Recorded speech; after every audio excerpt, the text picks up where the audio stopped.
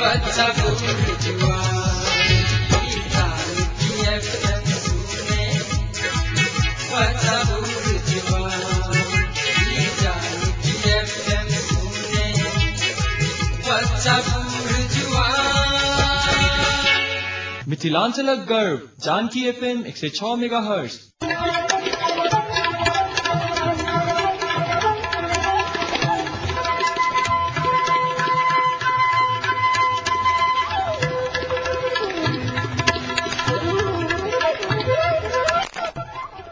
नमस्कार, Janaki FM 106 megahertz Janaki समाचार में अपने के स्वागत है। दीपेंद्र संग सुनाल जाओ समाचार।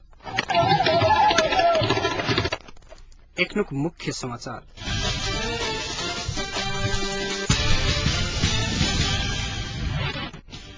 देशक संक्रमण काल अंतिम चरण में रहल ए माओवादी के अध्यक्ष प्रचंड के धारणा माघ संबोधन का वाइसेल के थप व्यवस्थित करके माओवादी के निष्कर्ष। सर्लाही के छटौल आ सुनसरी के मध्य हरसाड़ी में भीषण आग लगी, करोड़ों के भेल क्षति। सरकार आ तराई मधेश मुक्ति पार्टी बीच 6 बुद्धि सहमति भ वार्ता भेल सम्पन्न। आ आयल निगम द्वारा पेट्रोलियम पदार्थ में पुनः कयल गेल मूल्य वृद्धि। समाचार अब विस्तार से। एकीकृत नेकपा माओवादी के अध्यक्ष पुष्पकमल दाहाल प्रचण्ड देश संक्रमण काल के अंतिम चरण में रहल बतौने छथि। नेपाल पत्रकार महासंघ के आह्वान में आयल अंतर्राष्ट्रीय मीडिया मिशन संघ ओ आब के किस समय में संक्रमण काल समाप्त भ स्थिर राजनीतिक अवस्था आउत बतौने छथि। आज मीडिया मिशन माओवादी अध्यक्ष दाहाल संगे नेपाल में प्रेस स्वतंत्रता और पत्रकार सबके सुरक्षा के सवाल में प्रश्न सब उठौला के बाद ओ संक्रमण काल के कारण सेहो किछ कठिनाई सब भेल बतौने छथि। अपने सब प्रेस स्वतंत्रता और पत्रकार सबके सुरक्षा में संवेदनशील छी। दाहाल कहलेन अपने हेडक्वार्टर के तरफ से सब कार्यकर्ता आ आम जनता के सेहो प्रेस के विरुद्ध में नहीं जाके लेल कहने बतौने छथि। ओ पछिलका 2 वर्ष में अपन पार्टी के कार्यकर्ता सब पत्रकारों पर भेल आक्रमण में संलग्न नहीं रहल सेहो उल्लेख केने छथि। ओ अन्य पुराना प्रजातंत्रवादी कहल गेल दलक कार्यकर्ता सब से आक्रमण के घटना सब भेल बतौने छथि। अपने सब शांति प्रक्रिया में आबि चुकला के बाद मात्र जनयुद्ध के समय में सेहो प्रेस स्वतंत्रता प्रति संवेदनशील छली। ओ कहलेन नया संविधान निर्माण के क्रम में सेहो प्रेस स्वतंत्रता के सवाल में सैद्धांतिक रूप में सब दल की सहमति अछि।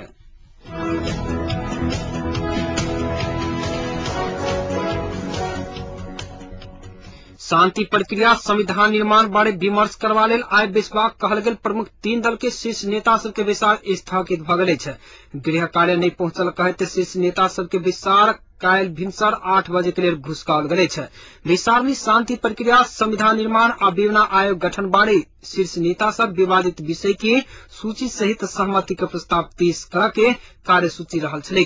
शांति प्रक्रिया आ लड़ाकू समायोजन बारे सहमति के प्रस्ताव तैयार करके जिम्मा माओवादी के अध्यक्ष प्रचंड के देल गेल छनि। संविधान निर्माण बारे के प्रस्ताव तैयार करके जिम्मा एमाले के वरिष्ठ नेता माधव नेपाल के आ सत्य निरूपण तथा मेलमिलाप आयोग गठन सहितक विषय में सहमति के प्रस्ताव तैयार करवा लेल जिम्मा कांग्रेस सभापति सुशील कोइराला के देल गेल छनि।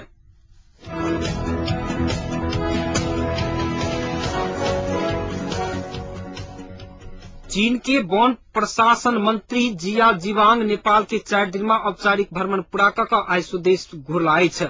नेपाल चीन वन संबंधी संयुक्त कार्यदल के पहिल बैसार में भाग ल 6 सदस्यीय चीनिया प्रतिनिधि मंडल के नेतृत्व करैत ओ नेपाल आयल छलथि।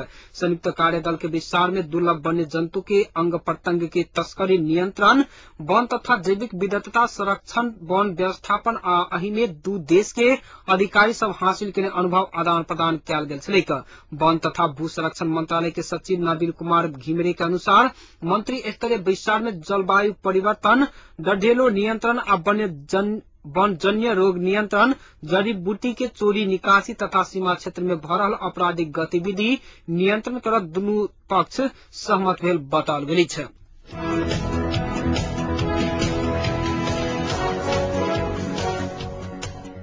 सर्लाही जिला के छटौल में आई दोपहरिया आग लगी भेला पर 22 टा घर जलकर नष्ट भ गेल छै। करीब 1.5 करोड़ मूल्य बराबर के क्षति सेहो भेल छै। दूध गरमावा के क्रम में सर्लाही के छटौल 9 के दिलीप राय के भानसा घर से भिनसर 11 बजे शुरू भेल। आग लगी से छटौल 8 आ 9 के 24 टा घर परिवार के 22 टा घर पूर्ण रूप में जैर कर नष्ट भेल पुलिस जनौलकै छ। आग लगी से करीब 1.5 करोड़ मूल्य बराबर के क्षति भेल अनुमान कयल गेल पुलिस जनौलकै छ। आग लगी से 5टा बकरी सेहो जैर क नष्ट भ गेलै छ। आग लगी के थप विवरण आबा के बाकी रहल। अस्थायी प्रहरी चौकी सौत के प्रहरी इंचार्ज धन बहादुर खड्का जानकारी देने थे। आग लगी स्थानीय वासी आ प्रहरी के सहयोग में 4 घंटा के बाद में नियंत्रण में लेल गेल छल। एही बीच सुनसरी के मध्य हरसाही में आज दोपहर आग लगी भेला पर 6 परिवार के 16टा घर जैर कर नष्ट भ गेलै छ।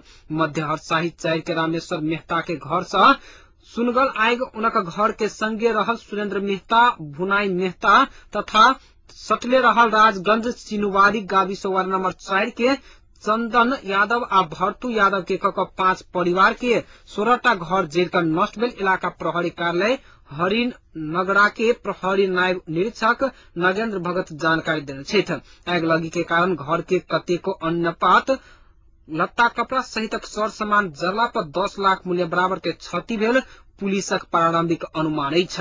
रामेश्वर के घर में आयोजन कयल गेल भोज के लेल खाना पकाबा के क्रम में आग सुनगल पुलिस जनौलकै छ।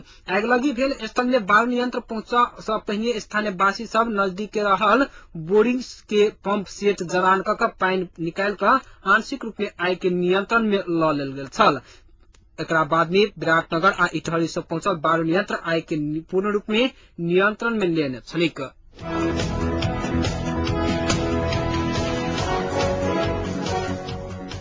सभामुख सुभाष चंद्र नेंगमांग आगामी जेठ 14 गते भीतर शांति और संविधान निर्माण प्रक्रिया सहमति में पहुंचावा के विकल्प नहीं रहल बतौने छेथ। झापा के शनिचेश्वरी स्थित काली स्थान मावी के स्वर्ण जयंती समारोह के आज उद्घाटन करवा क्रम में सभामुख नेंगमांग एहन बात बतौने छेथ। नेंगमांग वर्तमान अवस्था चुनौतीपूर्ण रहल बतौत निराश नहीं होबा के अवस्था रहल बतौने छेथ। अपनी सब संग समय बहुत कम अछि नेंगमांग कहलेन, मुदा निराश होबा के अवस्था सेहो नहीं छै। ओ कहलेन शांति प्रक्रिया सहमति में पहुंचाकर संविधान निर्माण के लेल दल सब बीच के एकता के अपरिहार्य रहल अछि। दल सब एकजुट भ क आगा बढ़ला पर निश्चित समय में काम संपन्न हैत सेहो ओ विश्वास व्यक्त केने छथि। ओ कहलेन आब शांति प्रक्रिया लंबावा के अवस्था संभव नहीं भेला के कारण ओ समय बहुत कम भेला के बावजूद एकजुट भ क आगा बढ़ला पर समय अखन पर्याप्त रहल दावा केने छथि।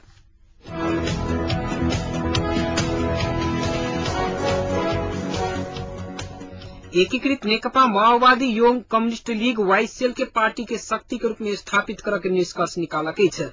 आज भिनसर अध्यक्ष पुष्पकमल दाहाल प्रचंड आ प्रधानमंत्री डॉक्टर बाबूराम भट्टराई वाईसीएल के अध्यक्ष गणेश मान पुन सहित के विचार वाईसीएल में देखल गेल असंतुष्टि के तत्काल संबोधन कर पार्टी के एकटा शक्ति के रूप में स्थापित कर के निष्कर्ष निकालकै छ।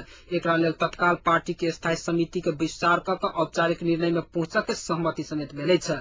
वाईसीएल के व्यवस्थित करवा लेल उनका मार्ग सब के संबोधन कर के आ एही के लेल स्थायी समिति के विचार बजाव के सहमति भेल विचार में बताओल गेलै छ।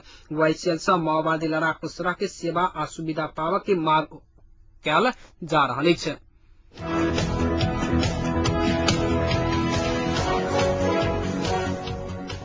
सरकार आ तराई में भूमिगत संघर्ष करैत आबि रहल मधेश मुक्ति पार्टी बीच 6 बुधे सहमति भेलै छ। ओ सब उठौने मांग सब पूरा करऽ के आ मधेश में करैत आयल आंदोलन फिरता लेवा सहित के सहमति भेलै छ। कपिल वस्तु के लुम्बिनी में भेल वार्ता में सरकार तरफ से शांति मंत्री सत्या पहाड़ी आ बिना विभाग के मंत्री राजलाल यादव सहभागी रहल छथि। बिना विभाग के मंत्री यादव वार्ता सफलतापूर्वक संपन्न भेल आ संयुक्त पत्रकार सम्मेलन कऽ विशेष जानकारी देल जात जानकारी देने छथि।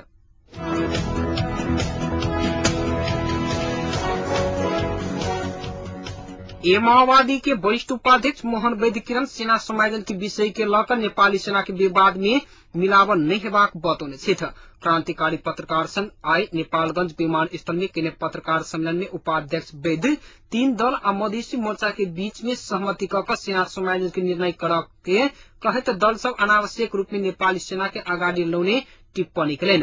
वो शांति प्रक्रिया में माओवादी बाधक बन नहीं सकत बतावत कांग्रेस से एखन के शांति प्रक्रिया के बाधक भेल आरोप लगौलनि छ।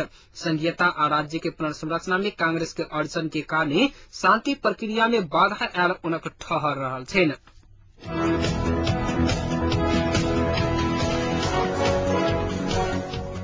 15 दिनमा मिथिला माध्यमिकी परिक्रमा अंतर्गत आई मिथिला बिहारी के डोला सहित भक्तजन सब गिरजा स्थान से मठियानी पहुंचल छ।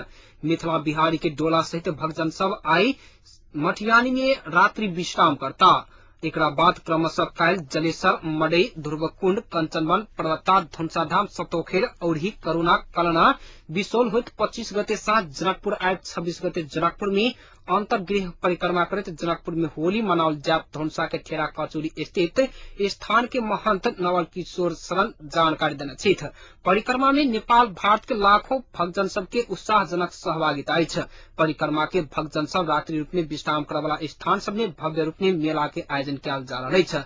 परिक्रमा में सहभागी साधु संत और भक्तजन सबक लेल विभिन्न गांव के स्थानीय वासी सब खाने पानी खाना जारैन आ अन्य सर सामग्री सबके निःशुल्क व्यवस्था मिलाइ रहल छ।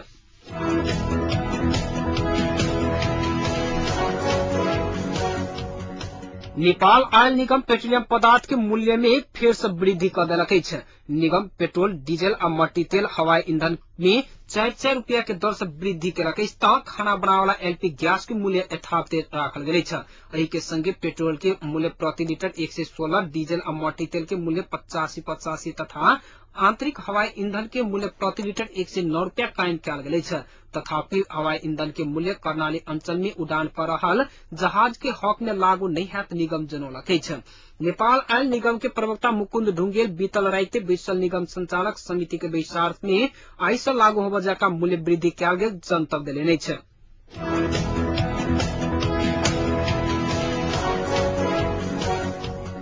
अब जनकपुर तापक्रम एखन जनकपुर के तापक्रम 20.6 डिग्री सेल्सियस छ।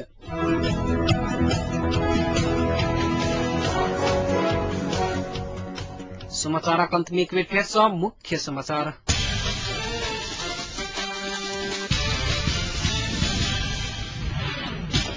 देश संक्रमण के अंतिम चरण में रहल छ। माओवादी के अध्यक्ष प्रचंड के धाना माघ संबोधन का वायसेल के थप व्यवस्थित कर के माओवादी के निष्कर्ष।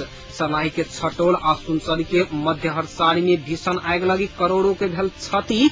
सरकार आ तराई मधेश मुक्ति पार्टी बीच 6 बुधे सहमति वार्ता भेल सम्पन्न। आ आयल निगम द्वारा पेट्रोलियम पदार्थ में पुनः मूल्य कयल गेल वृद्धि।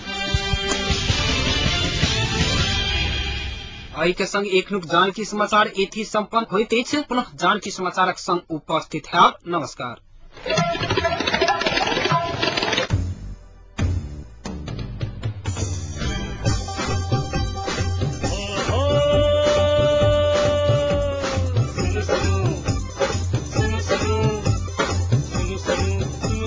अरे भाई की सुनो पल के खबर घर बैसल जानकी सदकन अही सबके मन माफी कपन बात ऐसा सुनो जानकी सदकन अही सबके मन माफी कपन बात ऐसा सुनो सुनो सुनो। गर्व जानकी 106.9 मेगा